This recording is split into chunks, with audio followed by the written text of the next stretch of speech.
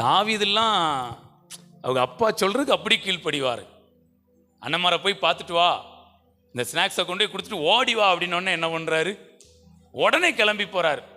வாங்க ஒவ்வொரு நேரம் ஒவ்வொரு வேலையை சொல்லுங்க. ஆமாம், ஆடு மேய்க்கணுமா, அப்புறம் அண்ணன்மாரையும் போய் பார்த்துட்டு வரணுமா, அவங்களுக்கு வேறு வேலையே இல்லை அப்படின்னு நான் ஆடு தான் மேய்க்க போவேன் அப்படின்னு போயிருந்தாருன்னா நான் சொல்லட்டுங்களா, தாவீது கடைசி வரைக்கும் ஆடு தான் மேய்ச்சிருப்பாரு.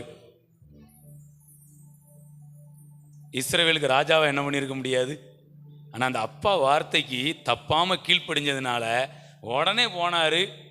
கரெக்டாக யுத்தம் நடந்துட்டு இருக்கு, கோலியாத்தை தூக்குறாரு, அதிகாரியாய் மாற்றப்படுகிறார், உயர்த்தப்படுகிறார். இன்றைக்கும் சாட்சியாக பேசப்பட்டு கொண்டிருக்கிறார். சின்ன சின்ன கீழ்ப்படிதல் உங்களை எங்கேயோ கொண்டு வந்து விட்டுருங்க. Price card. பாருங்க, ஒரு படியில் நீங்கள் ஏறி போகிறீங்க, மேலே ஒரு படியில் கால் சறுக்கி விழுந்துட்டீங்க, ஒரு படி தாண்டியாக விழுவீங்க. நீங்கள் விழக்கூடிய நிலைமையை பொறுத்து 10-15 படி கீழே என்ன பண்ணிடுவீங்க. அது மாதிரி சொல்கிறேங்க, நீங்கள் கீழ்ப்படிய நீங்கள் ஒரு படி ஏறுவீங்க, 10 படி மேலே போய் நிற்பீங்க.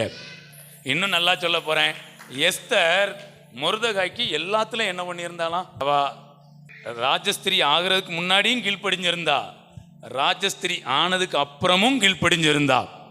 Price God. ஸோ கீழ்ப்படிதல் ரொம்ப ரொம்ப அவசியமாய் இருக்கிறது.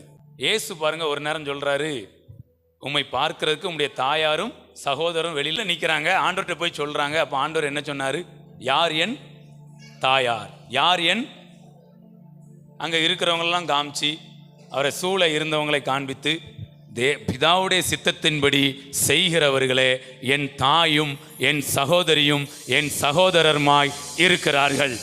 அப்போ நமக்கு கூட இருக்கிறவங்க தேவ சித்தத்தில் நிற்கிறாங்க பார்த்தீங்களா, இவங்களும் நமக்கு பேரண்டா என்ன பண்ணுறாங்க.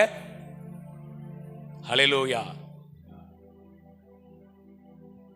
சில நேரம் பாருங்க, ஆண்டவர் பாருங்களேன், அம்மா வந்திருக்காங்க, இந்தா போயிட்டு வரேன் அப்படின்ட்டு போகலை.